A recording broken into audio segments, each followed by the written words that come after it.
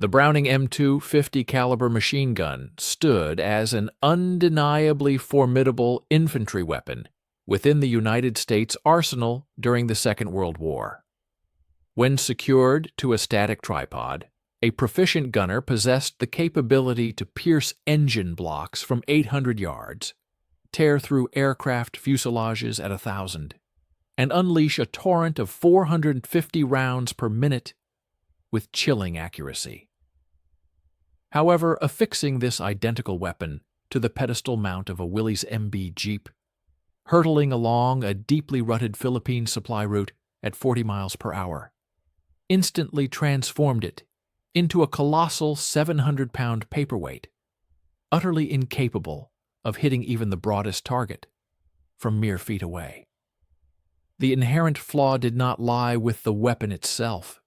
The M2 had unequivocally demonstrated its prowess across every theater of conflict, from the arid landscapes of North Africa to the snow-laden forests of the Ardennes.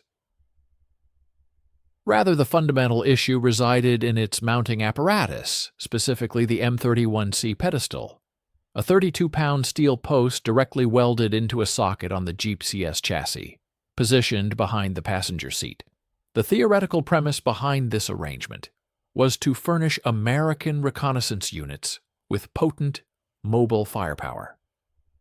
In stark reality, however, it equipped them with a weapon that violently vibrated, rattled incessantly, and dispersed rounds in a chaotic, cone-shaped pattern spanning approximately 15 degrees the very instant the driver depressed the accelerator.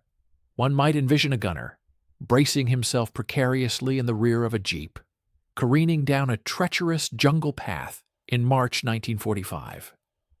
The M31C pedestal exhibited an absolute inability to absorb any vibrational energy.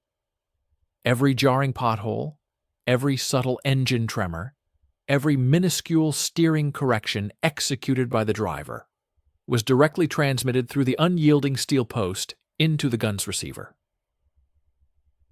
Furthermore, the Browning's own internal mechanism, its reciprocating bolt, a 17-pound block of steel violently slamming back and forth 13 times per second, generated its unique harmonic frequency.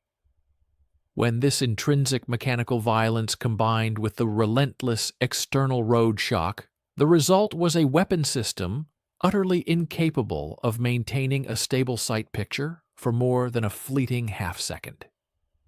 The official Army Technical Manual 9-1521-310, originally disseminated in February 1943, acknowledged this profound operational constraint in precisely 3 concise sentences, discreetly embedded on page 127.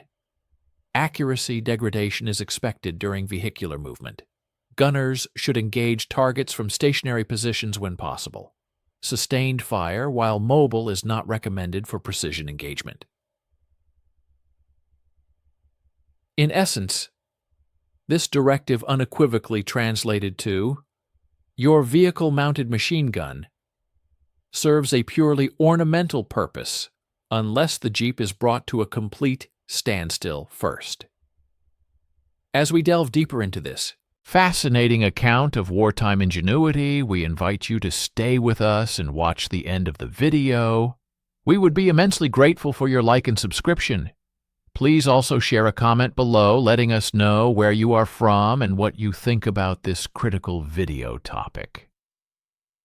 This was far from a trivial inconvenience. By the early months of 1945, American forces operating in the Pacific were engaged in swift, mechanized patrols through Japanese-held territories, environments where pausing even momentarily often spelled certain death. Convoys urgently required the capacity for suppressive fire while in motion, enabling them to rake dense tree lines, strike at narrow bunker apertures, and compel enemy combatants to remain concealed as the column pressed through perilous ambush zones. A weapon system that mandated a full vehicle stop prior to engagement was not merely unhelpful, it was a tactically suicidal liability. Gunnery Sergeant William Mercer, attached to the 1st Cavalry Division's reconnaissance platoon on Luzon, meticulously documented the pervasive frustration in his after-action report dated February 12, 1945. Engaged enemy machine gun position at approximately 200 yards while vehicle in motion. Expended 87 rounds, 0 observed hits. Vehicle halted.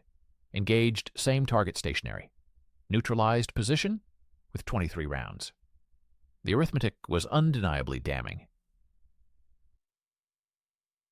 Nearly 4 times the allocated ammunition was squandered, and only by immobilizing the vehicle did the weapon attain any semblance of effectiveness. The United States Marines confronted identical operational challenges in the Philippines and Okinawa. Their Jeep-mounted .50 caliber machine guns could certainly instill fear, generate considerable noise, and force enemy infantry to seek cover, but they proved incapable of reliably neutralizing targets while the vehicle was in motion. And in the brutal reality of island-hopping warfare, where every inch of forward progress was bought with precious blood, an inaccurate support weapon was not merely aggravating, it was a grave dereliction. Staff Sergeant Raymond Cupp was not an engineer by trade or training. He had never matriculated at an ordnance school, never delved into the intricacies of mechanical design, nor had he ever perused a physics textbook beyond his high school curriculum. He was a humble farm boy from the outskirts of Terre Haute, Indiana, who had dedicated his adolescent years to mending tractor suspensions and ingeniously improvising plow hitches whenever his father lacked the financial means to purchase new components. This practical background, steeped in agricultural improvisation, was poised to furnish a solution to a perplexing problem that had eluded seasoned Army Ordnance Corps professionals for a full 2 years. Cupp arrived in the Philippines alongside the 37th Infantry Division in January 1945, where he was assigned as a gunner on a Frey reconnaissance jeep. Within his inaugural week of patrol duties north of Manila, he had expended a staggering 1,000 rounds of .50 caliber ammunition, and by his own candid admission, had failed to strike anything he had actually aimed at. This deeply frustrating experience weighed heavily upon him. He recalled that back in Indiana he could competently drive his father's Farmall tractor across a freshly plowed field and maintain a surveying rod steadfastly upright in its makeshift rear mount. Why then could the Army not ensure a machine gun remained steady on a platform specifically designed for weapons? The illuminating answer presented itself to him on February 23, 1945, as he observed a Sherman tank crew diligently tending to their vehicle's suspension system. The tank's bogie wheels, the crucial road wheels that make direct contact with the ground, each rested upon independent vertical volet suspensions, comprising massive coil springs, specifically engineered to absorb impact and effectively damp out vibrations before they could propagate into the main hull. Cupp intently scrutinized these springs for a full 20 minutes before returning to his jeep and examining the M31C pedestal with a newfound clarity. The pedestal, he realized, was inherently rigid, completely unforgivingly rigid. It directly transferred every particle of kinetic energy from the uneven road surface straight into the weapon? What if, he pondered, it wasn't so unyielding? Over the subsequent 4 days, Cupp dedicated himself to assiduously scrounging for necessary materials. He salvaged 2 robust compression springs from the seat assembly of a wrecked 2.5-ton truck. Each spring was rated to handle approximately 200 pounds of vertical load. He then formally requisitioned a 5-foot segment of half-inch steel pipe from a combat engineer unit, concocting a plausible story that he required it for repairing tent poles. His resourcefulness extended to trading 2 cartons of Lucky Strike's cigarettes to a Navy CB welder in exchange for an hour of precious acetylene torch time. Finally, he borrowed, without seeking explicit permission, a sheet of 1/4-inch steel plate from a supply depot's pile of damaged goods. The resulting design was remarkable in its elegant simplicity. Cupp meticulously cut the steel pipe into 4 distinct sections and then skillfully welded them vertically around the base of the M31C pedestal, thereby fashioning a square, supportive cage. The bottom of each pipe section was securely welded to a steel plate that, in turn, bolted firmly to the Jeep S frame. The top of each pipe section was welded to a second steel plate, which served to rigidly secure the pedestal itself. Critically, between these 2 plates, and nestled within each pipe section, Cupp carefully installed one of the compression springs. Consequently, the pedestal now gracefully floated on 4 spring-loaded columns, rather than resting in direct unyielding contact with the vehicle's frame. The underlying physics were distinctly agricultural in origin, not military.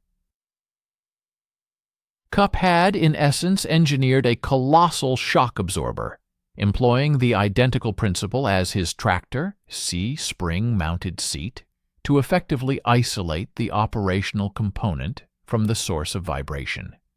Road shock would now compress the springs, which would then resiliently expand back to their neutral position, thereby transforming sharp, jarring impacts into a much smoother, dampened motion. The M2's inherent recoil would still manifest, yet the newly spring-mounted platform would absorb a significant portion of that energy, preventing it from feeding back into the vehicle frame and creating a destructive feedback loop. On March 1, 1945, Cupp conducted the initial test firing of his modified mount on a stationary Jeep. The weapon functioned flawlessly, cycling normally. The springs compressed subtly with each burst of fire, then promptly returned to their original state. There were no discernible structural failures. That very afternoon, he successfully persuaded his squad leader, Sergeant First Class Jack Delaney, to permit a test fire while the Jeep was in motion. They embarked on a half-mile circuit through an abandoned sugarcane field, traveling at a speed of 30 miles as Cupp discharged controlled bursts at a designated tree. The resulting shot grouping, while not absolutely perfect, was undeniably achievable. For the first time, a gunner could actually observe his tracer rounds steadily progressing towards the target, rather than wildly spiraling into unpredictable arcs. Delaney brought the Jeep to a halt, walked to the tree, and meticulously counted 17 impacts clustered within a 2-foot circle at a distance of 150 yards. He turned back to Cupp, his expression a complex mixture of profound amazement and utter horror. "That thing's not regulation," he declared. "We are using it anyway." The fundamental reason behind the efficacy of Cupp's modification, and conversely the failure of the Army as standard mount, can be attributed to a scientific phenomenon known as resonant frequency amplification. While no one within the 37th Infantry Division would have articulated it in such technical terms, this is precisely what transpired inside that Jeep every time a gunner depressed the trigger while the vehicle was in motion. The Browning M2's bolt assembly, weighing 17 pounds, traverses approximately 6 inches backward with each shot, cycling at an approximate rate of 450 rounds per minute in sustained fire mode. This translates to 7.5 cycles per second, yielding an intrinsic frequency of 7.5 Hz. Concurrently, a Willys MB Jeep navigating typical Philippine roadways at 40 mph generated vertical frame oscillations ranging between 8 and 12 Hz, contingent upon specific road conditions, with the most severe resonance typically occurring around 9. Time when 2s, yes 5 Hz, when encountering regularly spaced ruts or washboard surfaces. When two distinct vibration sources operate at closely similar frequencies within a rigidly connected system, they do not neutralize each other. Instead, they mutually amplify their effects. This is the identical physical principle responsible for shattering wine glasses when a soprano vocalist achieves precisely the right resonant note. The Jeep as frame vibration and the gun as recoil vibration were sufficiently close in their respective frequencies that they generated constructive interference, thereby rendering the combined total movement far more severe than either individual source would have produced alone. Intriguingly, an engineering study conducted at Aberdeen Proving Ground in November 1943, a full 9 months before Cup even deployed overseas, had precisely identified this exact issue in its test report, which was conspicuously marked for internal review only. The report explicitly advocated for the implementation of a vibration isolation mount incorporating elastic damping elements with a natural frequency below 4 Hz, specifically designed to prevent harmonic coupling. Yet this crucial recommendation languished in a filing cabinet, primarily because implementing such a solution would have necessitated a massive retooling of production lines across 23 different ordnance facilities. The ordnance facilities were a hive of innovation, yet sometimes the most effective solutions emerged from unexpected quarters. The springs Cup fashioned for his gun mount, remarkably, possessed a natural frequency of approximately 3.2 Hz. This figure, derived from their specific dimensions and the weight they were designed to bear, almost precisely aligned with the technical specifications laid out by Aberdeen's engineers. It was a testament not to complex calculations, but to an intuitive understanding. Cup hadn't engaged in intricate mathematical derivations. Instead, he simply recognized that the rough terrain traversed by tractor seats necessitated soft springing for comfort, and the precarious environment of a gunner's platform demanded a similar shock-absorbing quality for the same fundamental reason. Another critical challenge addressed by Cupp's inventive design was the formidable task of managing recoil. The M2 machine gun, upon firing, unleashed a tremendous force, generating approximately 1,800 foot-pounds of recoil energy with each shot. The conventional M31C pedestal mount, an established piece of equipment, transferred the entirety of this immense energy directly into the Jeep's chassis.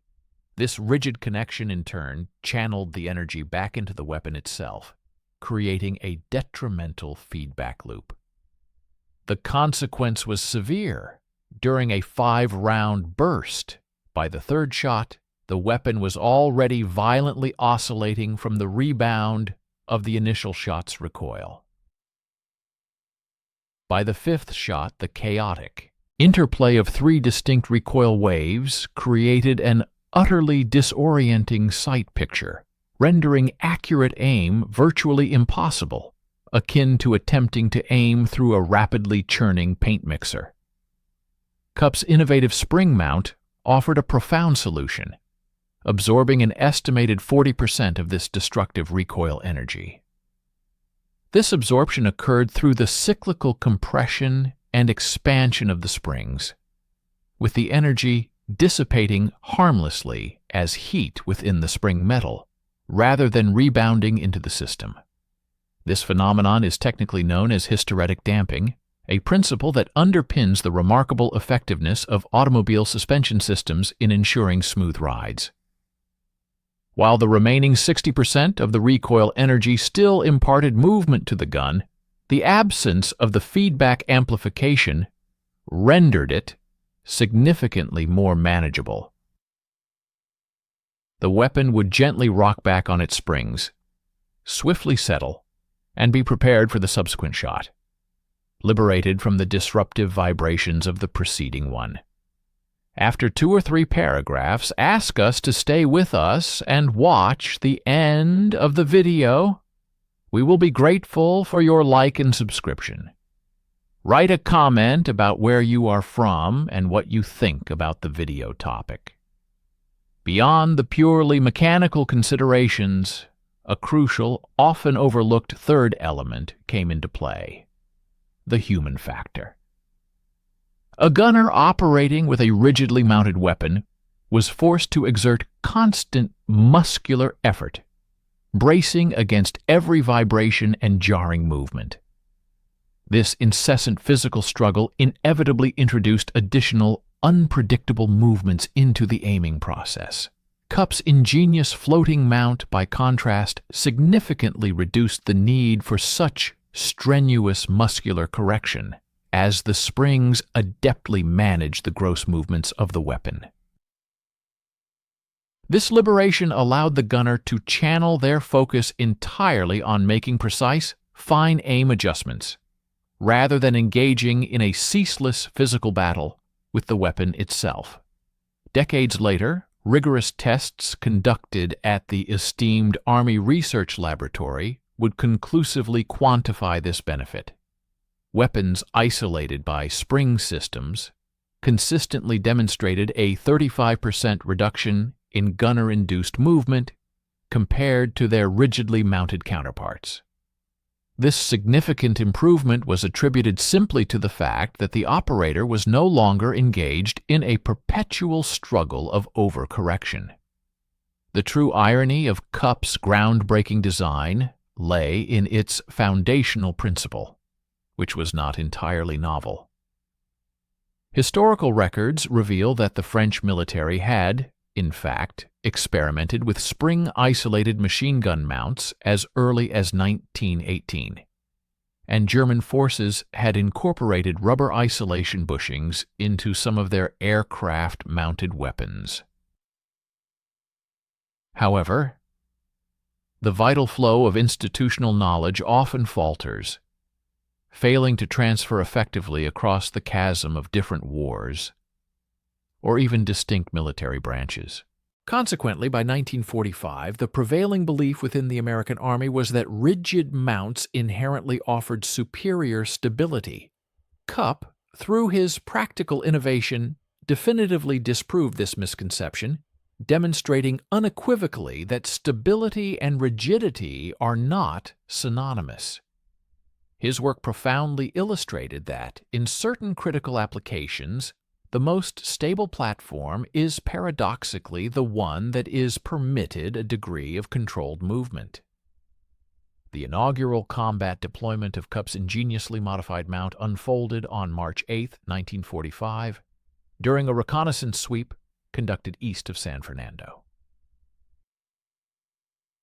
Cupp's squad, positioned third within a column of 5 jeeps, was navigating a dense coconut plantation when Japanese infantry abruptly unleashed a barrage of fire from a concealed position, approximately 200 yards to their left. Conventional military doctrine dictated that the convoy should immediately halt, dismount, and engage the enemy. However, the column commander, First Lieutenant Anthony Brucia, made a decisive and unconventional choice. He issued orders for the jeeps to maintain their speed and return fire while continuing to advance through the perilous kill zone. Notably, Cupp's jeep was the sole vehicle in the column equipped with the newly modified mount. The gunners in the other 4 jeeps, operating their standard M31C pedestals, unleashed sustained bursts of fire that indiscriminately shredded palm trees, kicked up plumes of dirt, and ultimately achieved virtually nothing in terms of effective engagement. Kupp, however, fired 3 carefully controlled bursts, totaling 22 rounds, and with remarkable precision, placed 8 rounds directly through the enemy position's frontal cover. The immediate consequence was devastating. 2 Japanese soldiers were killed instantly, and the remaining enemy forces withdrew before the convoy had even fully cleared the ambush zone. Crucially, there were 0 American casualties. Lieutenant Bruscia meticulously documented the engagement in his after-action report that very evening. The pertinent section read, Staff Sergeant Kupp's modified weapon mount demonstrated marked improvement in accuracy during mobile engagement. Request ordnance evaluation for possible wider implementation. This significant request was forwarded to the 37th Infantry Division's Ordnance Officer, Captain Leonard Hartmann, who promptly drove out to personally inspect Kupp's Jeep on March 11th. Hartmann's reaction was both immediate and entirely predictable. He declared that the modification constituted a clear violation of 3 distinct sections of Army Regulation 758, which strictly prohibited unauthorized alterations to issued equipment. Consequently, he issued a direct order for the springs to be removed and the mount to be restored to its standard configuration. However, Kupp's squad leader, Sergeant Delaney, met Hartmann's directive with a defiant refusal, instructing him to simply file the necessary paperwork while leaving the springs precisely where they were. This was not merely an act of insubordination. Rather, it epitomized the unspoken, yet deeply understood, compact that existed between frontline soldiers and the rear echelon officers. Hartmann was free to generate whatever reports he deemed necessary. Yet Delaney's unwavering commitment was to ensure his men possessed whatever equipment would keep them alive in the brutal realities of combat. Thus, the springs remained firmly in place. News of Kupp's innovative mount spread with astonishing rapidity, far outpacing the sluggish pace of official channels.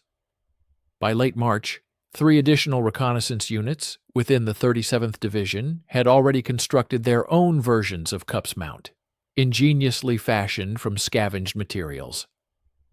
The 1st Cavalry Division, operating approximately 30 miles to the north, caught wind of the modification through the informal military grapevine and promptly dispatched a warrant officer to thoroughly examine Kupp's Jeep. This officer meticulously took measurements, captured photographs, and even collected a spring sample, which he transported back to his unit's motor pool. Within a mere 10 days, the 1st Cavalry had successfully equipped 6 of its Jeeps with similar improvised modifications. The first concrete, quantitative combat data regarding the effectiveness of these modified mounts emerged from the 7th Infantry Division on Okinawa in April 1945. Major Douglas Sinclair, who commanded a mechanized reconnaissance company, had authorized his gunners to construct Kupp-style mounts after learning about their efficacy from a recently transferred sergeant. Sinclair was known for his meticulous record-keeping, diligently tracking ammunition expenditure against confirmed enemy kills, data he had been assiduously collecting since January to substantiate his requests for increased .50 caliber ammunition allocations. The numbers that emerged were stark and undeniable. Between April 12th and April 28th, his company engaged 23 separate targets while their vehicles were in motion. Jeeps equipped with the standard unmodified mounts averaged a staggering 187 rounds expended for each confirmed enemy casualty. In stark contrast, Jeeps outfitted with the modified mounts averaged a mere 44 rounds per casualty, representing an astonishing 76% improvement in ammunition efficiency. This remarkable efficiency directly translated into a significantly enhanced combat effectiveness. Sinclair's comprehensive report contained something even more invaluable than mere statistics, compelling gunner testimony. Corporal Edwin Marsh's written account eloquently captured the sentiment. Can actually see where rounds are going now. Can walk fire onto target instead of just hoping something connects. Makes you feel like you're doing your job instead of making noise. That final line resonated deeply. True combat effectiveness transcends mere mechanical performance. It is inextricably linked to the morale and confidence of the soldiers. Gunners utilizing the modified mounts consistently reported feeling more capable and proficient, which in turn fostered a more aggressive approach to engagement, ultimately leading to an overall increase in their combat effectiveness. By May 1945, the modified mounts had proliferated to at least 17 distinct units spread across Luzon, Okinawa, and Mindanao, disseminating entirely through informal channels. Soldiers were meticulously constructing copies based on detailed descriptions provided by fellow soldiers who had personally witnessed the original design. Despite this widespread adoption and proven effectiveness, the Army's official stance remained unyielding. These modifications were deemed unauthorized and potentially hazardous. Meanwhile, the undeniable results from actual combat demonstrated conclusively that Cup's illegal mount was simultaneously saving lives and conserving precious ammunition in roughly equal measure. The inevitable bureaucratic confrontation was rapidly approaching. The anticipated collision materialized in the form of a priority telegram, which arrived at General Walter Kruger's 6th Army headquarters on May 19, 1945. The urgent message originated from the office of the Chief of Ordnance in Washington, D.C., and was routed through Manila. Its tone was remarkably blunt for official correspondence, stating unequivocally that multiple field units were reporting unauthorized modifications to the M31C pedestal mount. The Ordnance Department demanded an immediate cessation of these modifications, pending a full safety evaluation. The telegram cited serious liability concerns, raised questions about structural integrity, and warned of the potential for catastrophic failure during sustained fire. It concluded with a stark directive: identify the source of the modification and confiscate all non-standard equipment. This uncompromising directive placed Kruger in an utterly impossible predicament.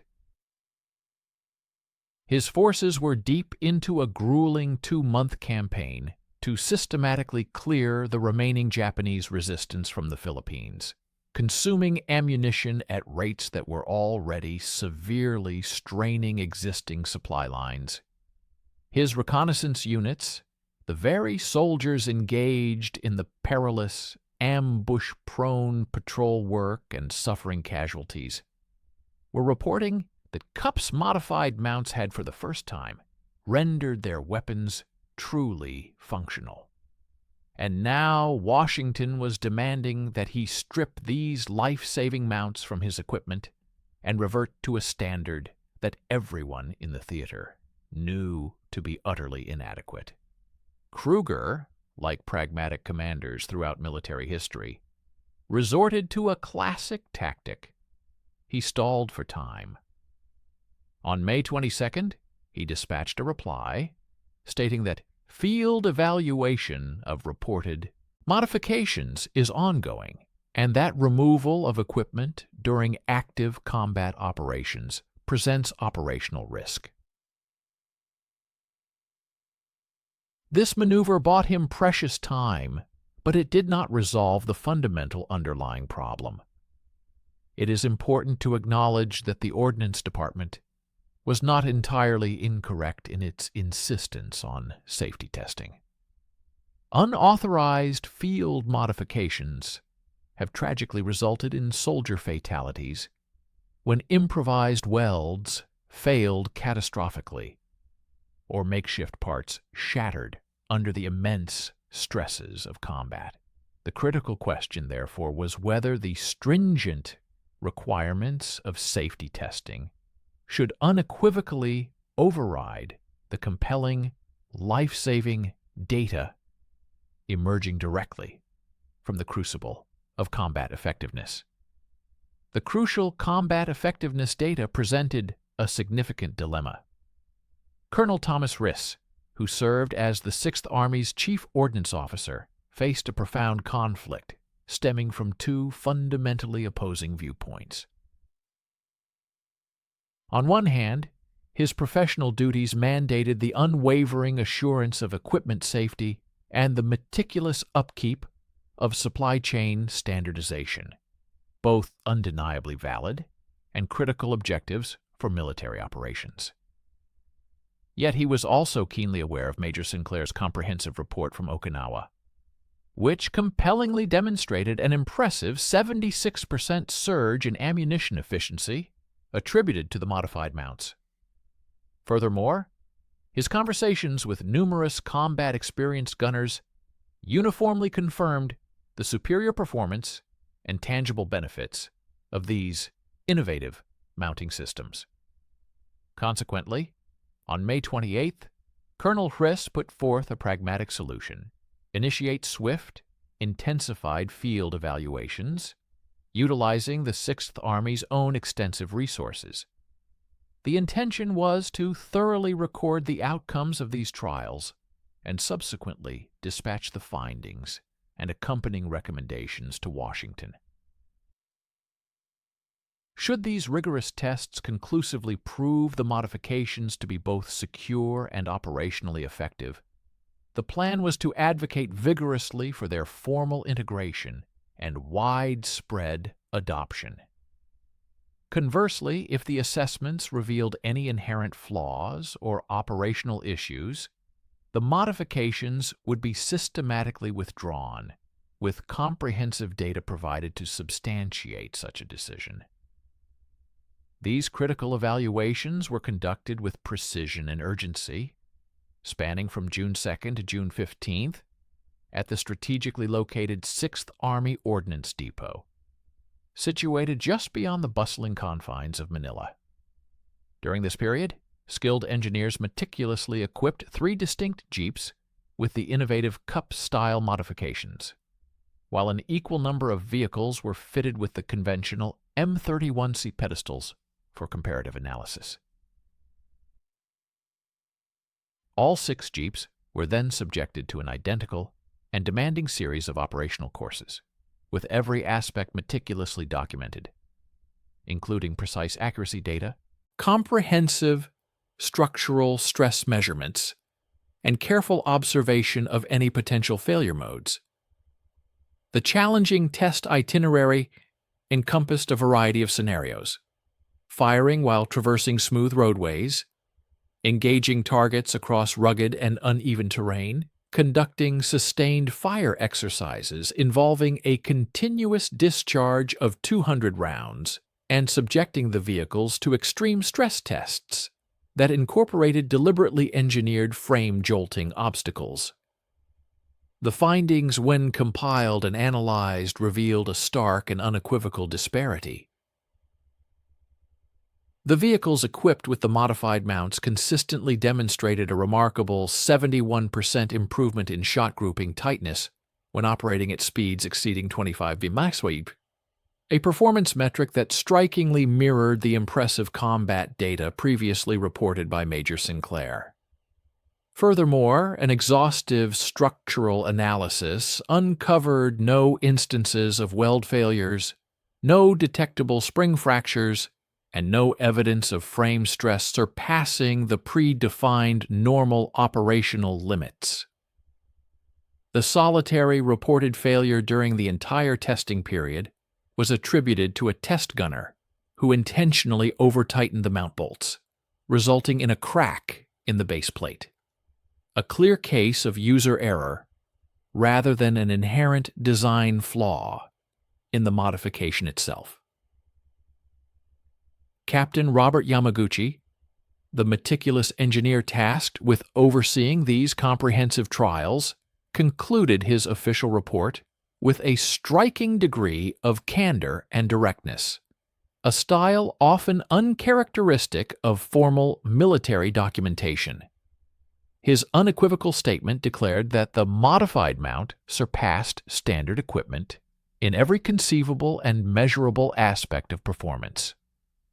Consequently, he strongly advocated for its immediate, theater-wide implementation across all operational units. Promptly, on June 18th, Hendricks transmitted Captain Yamaguchi's compelling report to Kruger, accompanied by a cover memorandum that enthusiastically recommended the official authorization of this crucial modification and formally requested Washington's expedited approval for field production. Kruger, recognizing the undeniable merits of the proposal, promptly endorsed it, initiating its ascent through the hierarchical chain of command towards General Douglas MacArthur's esteemed Southwest Pacific Command. Following this transmission, a period of collective anticipation ensued, as all involved parties awaited the report's progression through the labyrinthine official channels, a process notoriously characterized by the glacial, almost geological pace of military bureaucracy.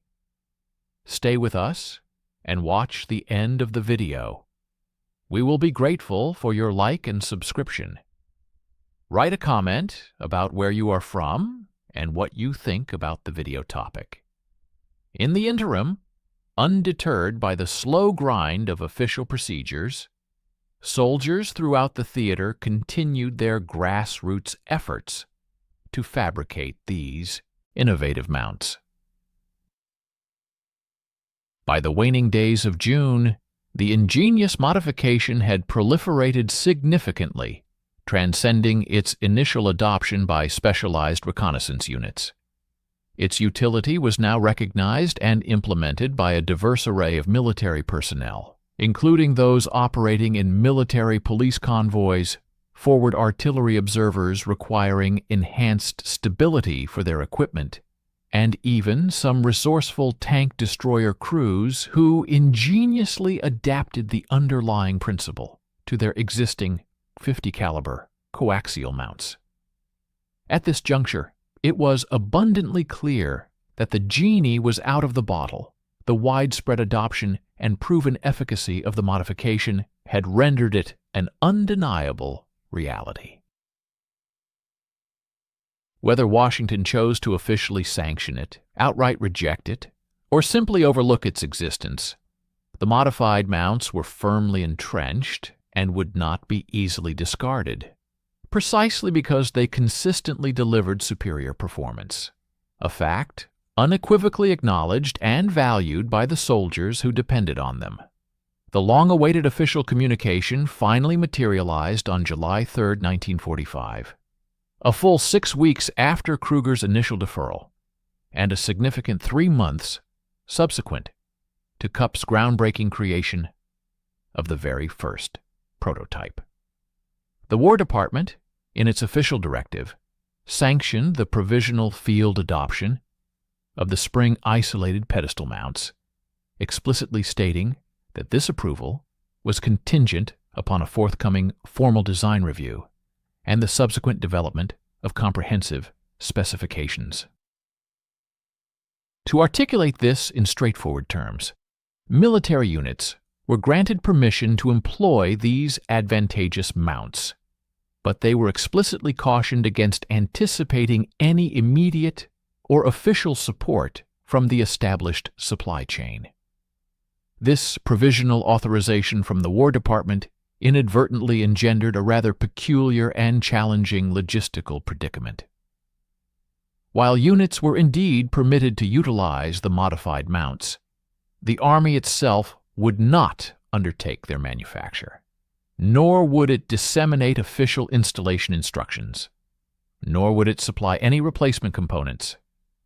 Consequently, this extraordinary circumstance necessitated that every single spring-isolated mount deployed across the vast expanse of the Pacific Theater had to be meticulously fabricated locally, relying entirely on whatever available materials and specialized expertise individual units could resourcefully acquire and assemble. For the dedicated ordnance companies and the resourceful motor pool sergeants stationed throughout the Philippines and Okinawa, this intricate, self-reliant production effort effectively became the defining and all-consuming project of the summer of 1945. Amidst this decentralized manufacturing landscape, the 86th Ordnance Company, stationed at Tacloban, emerged as a pivotal leader, assuming the crucial role in systematizing the ad hoc production efforts. Their insightful commander, Major Harold Wexler, sagaciously recognized that while individual battlefield improvisation might suffice for equipping a mere 1 or 2 jeeps, such a spontaneous approach was utterly unsustainable and incapable of scaling to meet the demands of theater-wide implementation. Commencing in the middle of July, Major Wexler's dedicated team embarked on an intensive process of reverse engineering Cup's original design, meticulously transforming it into a structured framework that closely resembled a formal production specification. Their diligent work involved precisely measuring spring rates, thoroughly documenting the optimal welding procedures, meticulously creating detailed dimensional drawings, and critically establishing comprehensive guidelines for material substitution to be employed whenever ideal components were unavailable due to scarcity. By the 28th of July, their efforts culminated in the creation of a detailed 16-page mimeograph manual, formally titled Provisional Modification Instructions, 31C Pedestal Mount Spring, Isolated Configuration, a testament to their commitment to standardization. Notably, this ingenious manual ingeniously reframed the pervasive challenge of material scarcity, treating it not as an impediment or a bug in the system, but rather as an integral and adaptable design feature.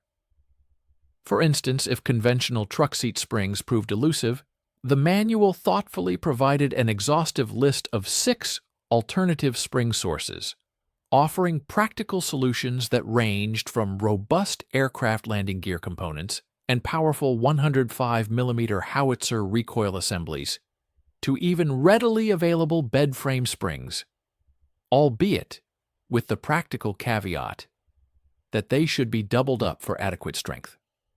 In situations where a certified, qualified welder was not immediately accessible, the manual provided clear, step-by-step brazing instructions, leveraging equipment that was commonly found in virtually any motor pool. Furthermore, the specified steel pipe sections could be flexibly substituted with alternative materials such as angle iron, square tubing, or, in extreme cases of absolute necessity, even hardwood.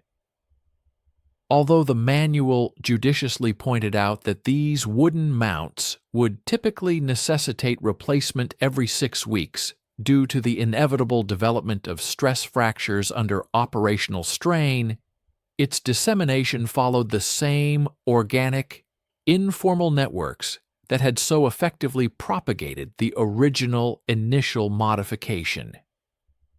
The replication and distribution of this invaluable manual were largely facilitated by the proactive efforts of motor pool sergeants who diligently copied its contents and subsequently shared it with adjacent units, fostering a rapid spread of knowledge. In a notable instance of this informal network, a dedicated chaplain en route to Okinawa thoughtfully transported a dozen copies within his duffel bag, ensuring their distribution among the ordnance companies stationed there. Another crucial copy found its way to the 24th Infantry Division in New Guinea, where a particularly resourceful lieutenant recognized its immense value, promptly produced an additional 30 copies, and systematically disseminated them throughout his entire regiment. By the early days of August, various iterations and copies of this essential manual were confirmed to be present in at least 40 distinct geographical locations across the vast Pacific theater, signifying that active production of the modified mounts was now spontaneously occurring wherever individuals possessed access to a welder and a supply of scrap metal. The actual processes of manufacturing these mounts exhibited a wide and often dramatic range in terms of sophistication and methodology. For instance, the highly organized 51st Ordnance Company, situated on Luzon, managed to establish an efficient assembly line. This impressive setup was capable of producing 4 complete mounts daily, employing standardized jigs, and utilizing the expertise of dedicated welders, thereby achieving a remarkable degree of consistency in their output. Their meticulously crafted mounts were, in essence, practically interchangeable parts, reflecting a high level of precision. In stark contrast, the 127th Infantry Regiment on Mindanao relied on a single corporal, whose welding skills were described as marginal, to construct mounts one at a time. He painstakingly fabricated each unit in whatever configuration he could devise, using the materials immediately at hand. While his mounts were indeed functional, no two were visually identical, and consequently, any necessary replacement parts had to be custom-fitted for each specific installation. Quality control procedures were similarly improvised and varied significantly. Some units conscientiously performed comprehensive test fire evaluations before officially declaring a mount operational and fit for service. Other units, however, simply bolted the mounts onto their vehicles, relying more on optimism than rigorous testing.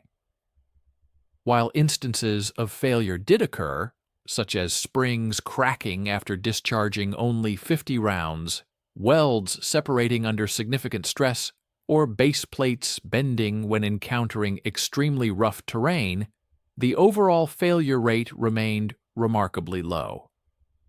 This fortunate outcome was likely attributable to the inherently simple mechanical design of the mounts, which incorporated generous safety margins.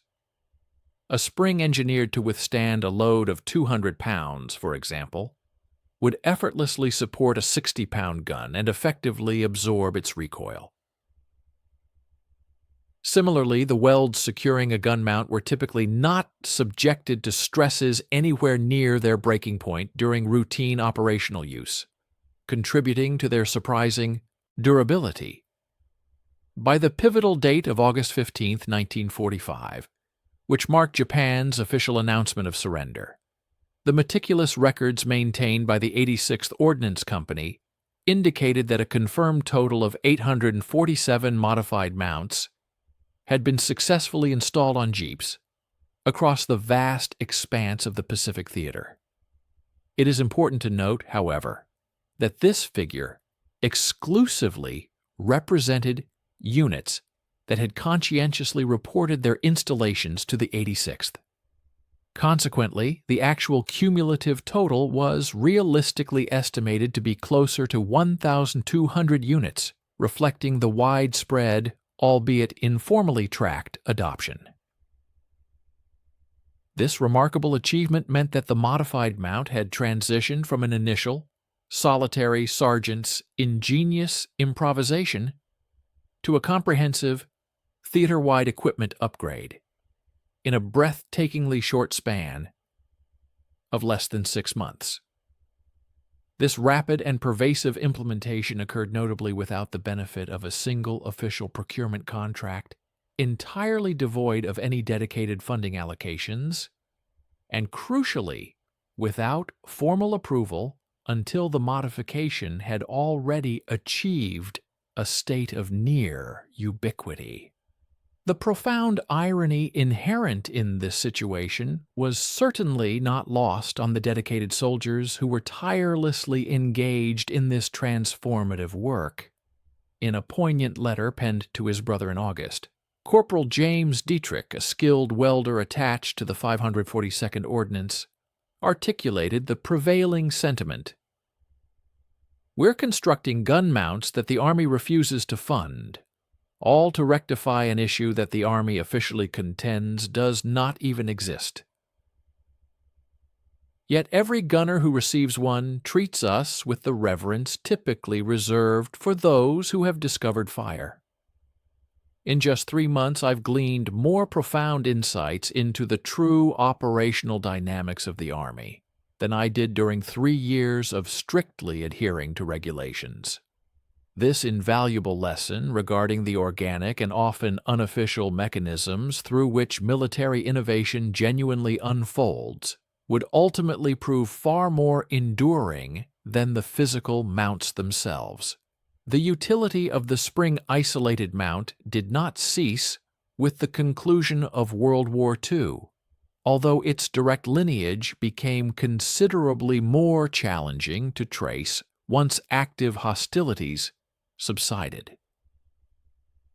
The majority of these ingenious Jeep-mounted modifications were systematically removed during the post-war equipment turn-in procedures, subsequently dismantled for their scrap metal value, or regrettably simply left abandoned in various motor pools scattered across the Pacific as military units commenced their rotation homeward. The Army's official stance consistently maintained that these modifications represented mere provisional field expedients rather than permanent, standardized equipment.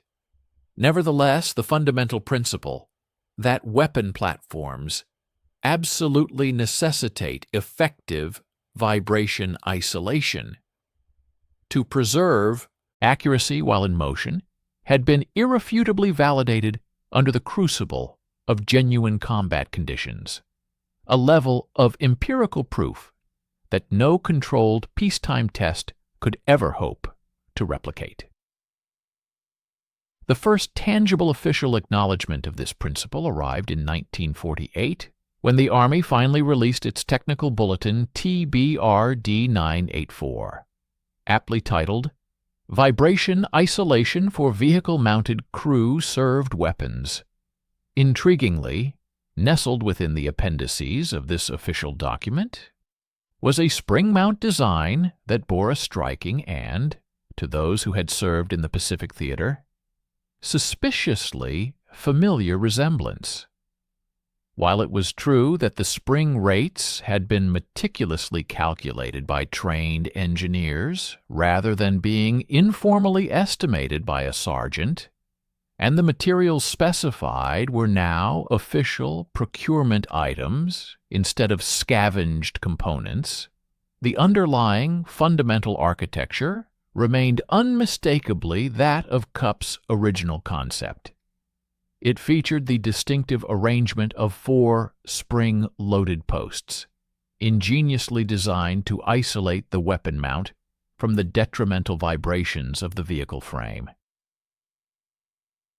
Conspicuously absent from the bulletin was any mention of CUP by name, any explicit reference to the widespread wartime field modifications, or any acknowledgement of the undeniable fact that soldiers had been actively utilizing this precise solution for a full 3 years while ordnance engineers were ostensibly in the process of developing it.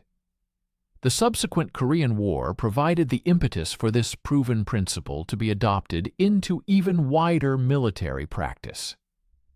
The M38 Jeep, which served as the direct successor to the iconic wartime Willys MB, was notably offered with a factory option for a spring-isolated .50 caliber mount, officially designated as the M66C, thereby cementing the informal innovation into standardized military equipment. The advanced M66C mount, a meticulously engineered solution, emerged as a production model, integrating coil springs encased within hermetically sealed tubes, further enhanced by rubber bushings designed for optimal damping. This sophisticated design represented a significant leap from the rudimentary truck seat springs employed by Sergeant Cupp, yet it served the precise identical purpose of isolating the weapon from vehicular motion.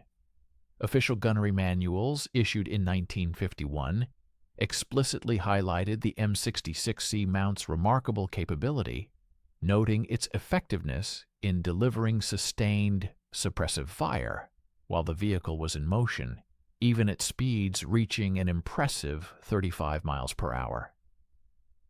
This pivotal functionality was, ironically, the very innovation Cupp had ingeniously conceived and implemented 6 years prior, a practical application initially dismissed and declared unauthorized by the very Army, that now formally recognized its critical value.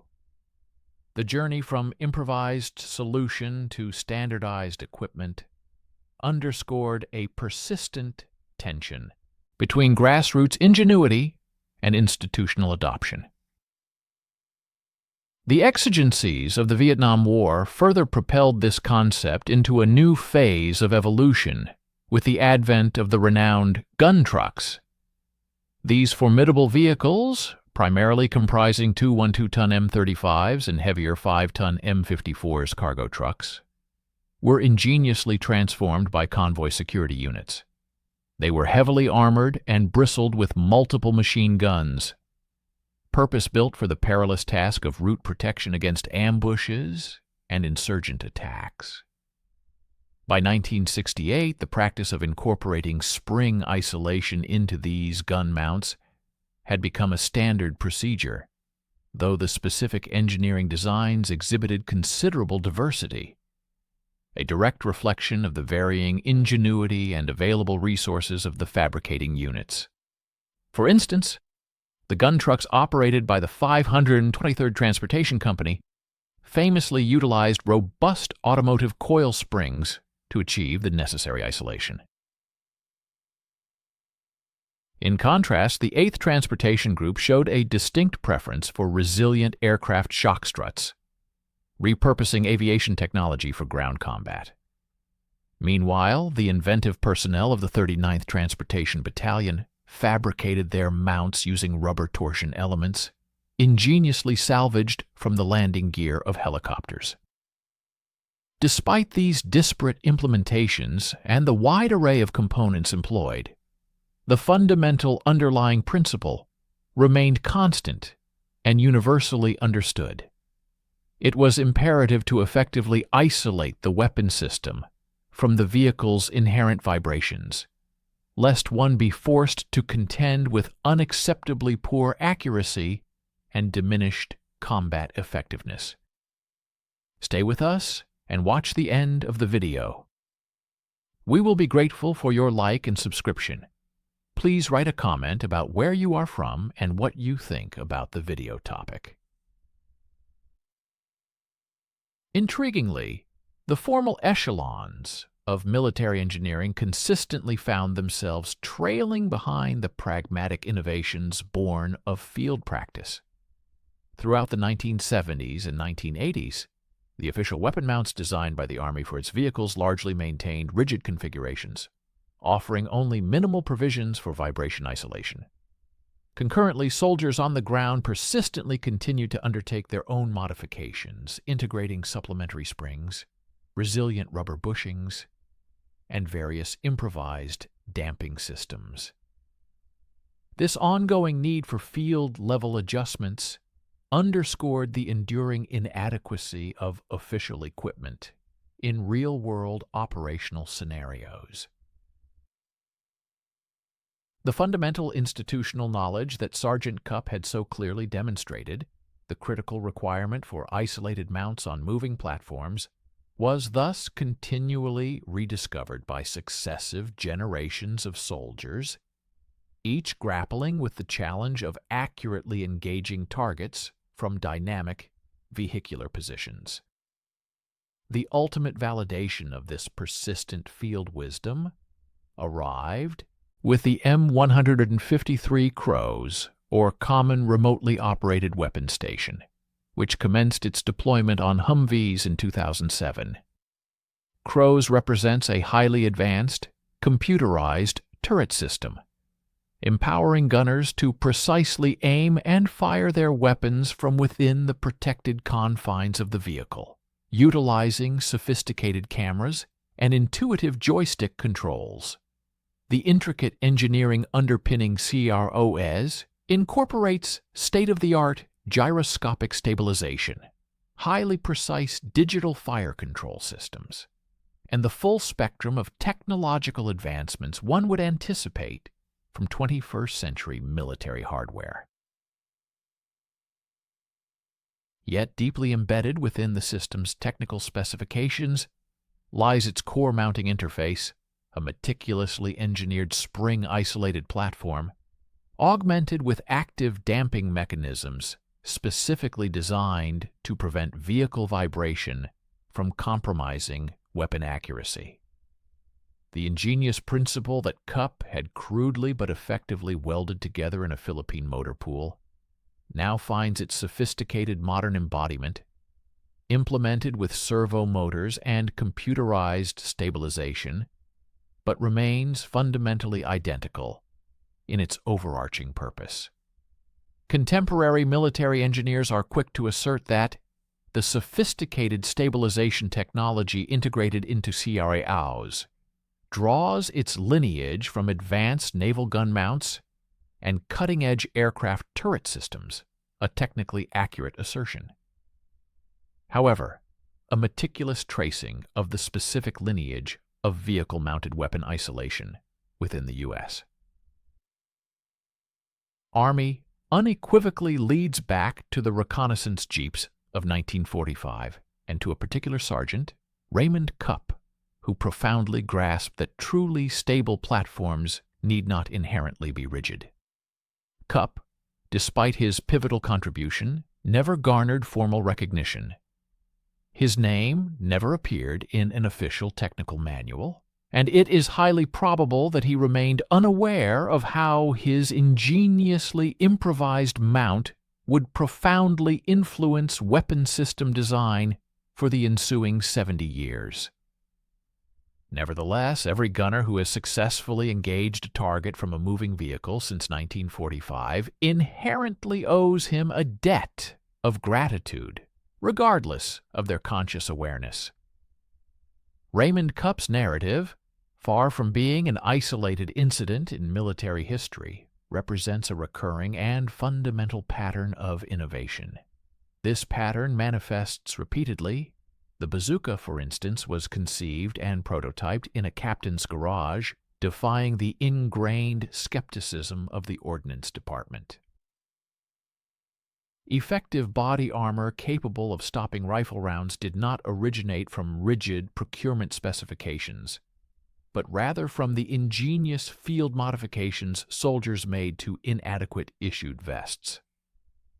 Similarly, the up-armored Humvees that eventually provided vital protection to convoy crews in Iraq were initially unauthorized modifications, hastily fabricated by motor pool sergeants who welded together scrap metal and scavenged ballistic glass from damaged vehicles.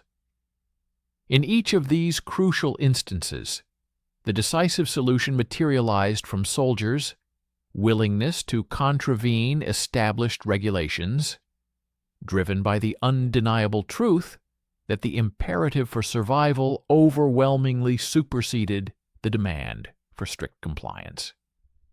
This persistent phenomenon thus engenders a profound paradox at the very core of military innovation. Armies, by their intrinsic nature, are rigidly hierarchical institutions that operate on a foundation of stringent standardization, comprehensive regulations, and authorized procedures. This structure is, for very sound reasons, absolutely essential. When tasked with coordinating hundreds of thousands of personnel across multiple continents, there is an undeniable need for standardized equipment, reliably predictable supply chains, and universally followed procedures to ensure coherence and operational efficiency. However, this very same standardization simultaneously fosters an inherent institutional inertia, a powerful resistance to change, even when such change is desperately and urgently required.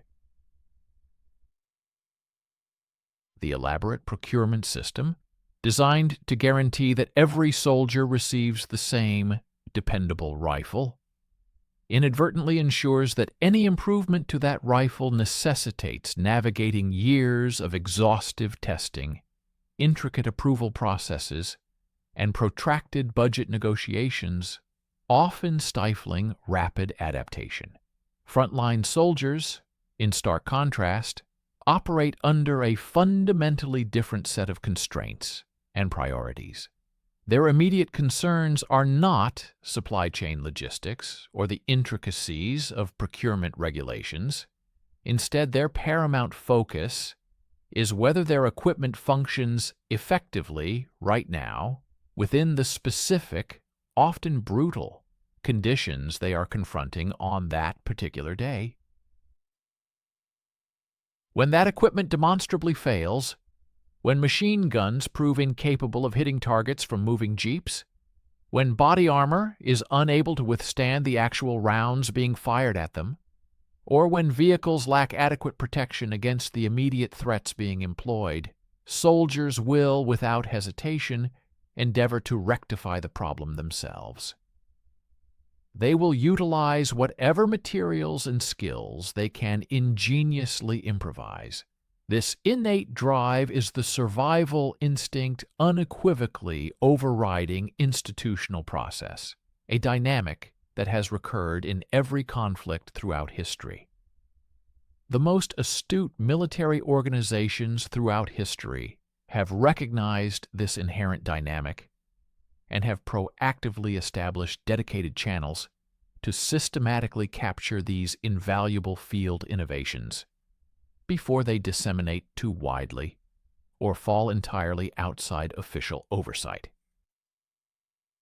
During World War I, for instance, the British Army maintained specialized trench workshops where tools and weapons invented by soldiers could be rigorously evaluated and, if proven useful, rapidly produced for wider distribution. Similarly, the German military during World War II actively encouraged unit-level modifications and deployed liaison officers tasked with meticulously documenting successful instances of field expediency for potential broader adoption. While these systems were undeniably imperfect, they fundamentally acknowledged the undeniable reality that soldiers would inevitably innovate, whether officially authorized to do so or not. Consequently, the institution wisely chose to harness this spontaneous creativity, rather than expend resources attempting to suppress it. Regrettably, the American military in 1945 possessed no such formalized system, which directly explains why Cups Mount propagated through informal word-of-mouth networks for months before headquarters even became aware of its existence. By the time any official evaluation of the modification eventually transpired, hundreds of soldiers had already independently adopted it, relying solely on its burgeoning reputation and direct observation of its tangible, life-saving results. In essence, the system operated in reverse. Widespread adoption preceded formal approval, and approval was only granted because the modification had already become too pervasive and deeply entrenched to be realistically suppressed. This stands as a clear testament to innovation occurring despite the institution rather than being fostered by it. There lies a more profound truth within this narrative regarding the actual individuals who solve critical problems. Cupp was not a trained engineer, nor was he an ordnance specialist. He was not, by any institutional measure, someone the Army would have officially tasked with the responsibility of improving weapon mounts. He was fundamentally a farm kid who possessed an intuitive understanding of springs and vibration gleaned from his practical experience fixing tractors.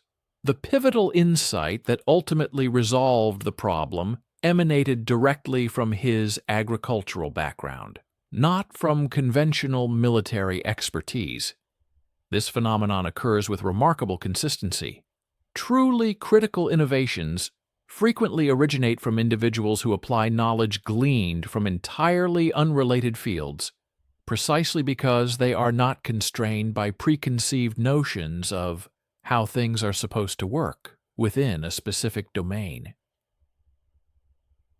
An expert deeply specialized in vehicle-mounted weapons, for example, might not naturally consider borrowing solutions from tractor suspensions, given that tractors are not weapons.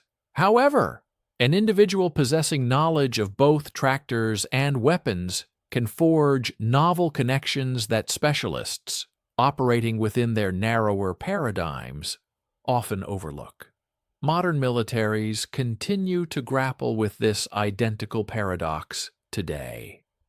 The procurement system has regrettably become even slower and more profoundly bureaucratic, with the average development timelines for new equipment now often stretching to an astonishing 15 or even 20 years from the initial articulation of a requirement to its eventual fielding. Concurrently, recent conflicts in Iraq and Afghanistan generated a multitude of urgent, immediate needs. Robust IED protection, effective counter-drone systems, and encrypted communications that reliably functioned in complex urban terrain. Solutions that simply could not await a 20-year development cycle. The inevitable consequence was yet another extensive wave of unauthorized field modifications, swiftly followed by frantic efforts to legitimize and mass-produce what soldiers had already ingeniously constructed themselves. The overarching lesson is not that regulations are inherently detrimental or that soldiers should routinely disregard established procedures. Indeed, unauthorized modifications can be inherently dangerous, can generate logistical nightmares for supply chains, and can tragically introduce unforeseen failures that claim lives. Rather, the enduring lesson is that the inherent disparity between what official equipment provides and what soldiers genuinely require will perpetually exist. And within that gap, creative individuals will consistently strive to bridge it, irrespective of what regulations dictate. The fundamental question confronting military institutions, therefore, is whether they choose to suppress that innate creativity, endeavor to harness it, or merely pretend it isn't happening until it becomes utterly impossible to ignore. Cupp's mount definitively proved that the last option is unequivocally ineffective. Soldiers will innovate, whether they are authorized to do so or not. And the most effective course of action for any institution is to recognize and embrace good ideas quickly enough to formally sanction them before their widespread informal adoption makes such official endorsement a mere formality.